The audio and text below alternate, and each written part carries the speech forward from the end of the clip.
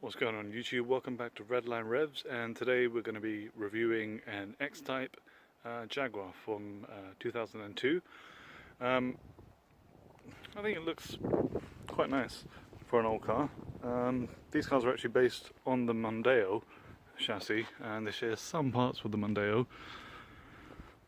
Just have a quick walk around. This is the 3-litre V6. So this one's a manual. It's quite rare to find them in a manual. A lot of people bought these in autos. Let's come inside. Okay, so inside it is a nice place to be. Even though it's a car from 2002, it's got built-in Sat-Nav here. This wood is quite nice. The seats are really comfortable. They really hug you quite well, and for long journeys they feel great. This is a manual.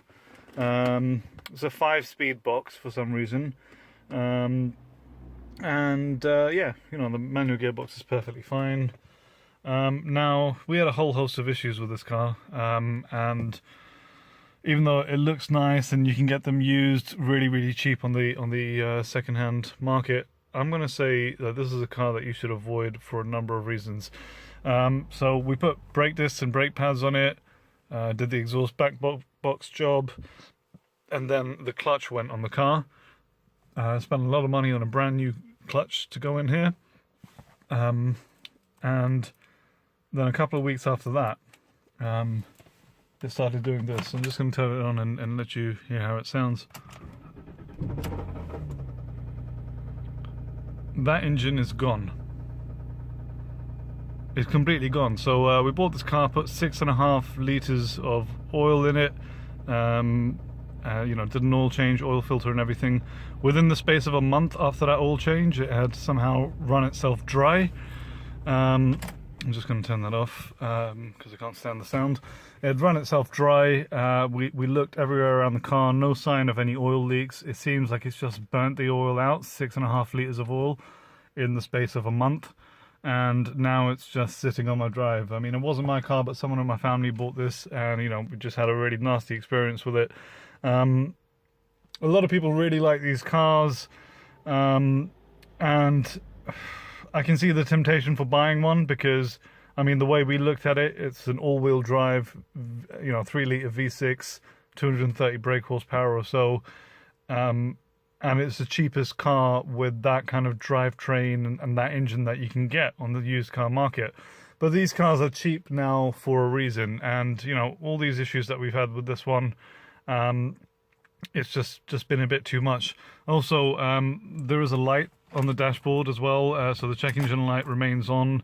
I've tried 3 different fault code readers in this, and none of them can read the code. So Jags, from this experience, I'm going to say an old Jag is not the car that you want to be buying. You know, they're quite awkward. That check engine light, for example, my normal ODB port readers aren't able to scan it and clear it. This thing with the oil, I mean, no car should do that. 6.5 litres of oil went in within the space of a month. It was gone. No signs of leaking. But, you know, we had new exhaust in the back, and there was some black kind of marks around them. Okay, let me see if I can show you that quickly. Just going to come out of the car. Yeah, so, you know, these were brand new exhausts, and this black soot, and I think it just burnt all the oil out of the exhaust. So I mean, to drive, yeah, it felt really nice, and the suspension's quite good on them. But after that experience, I'm going to say that the Jaguar X Type is a car you should definitely avoid. This is Redline Revs. Thanks for watching. Make sure you comment, rate, subscribe.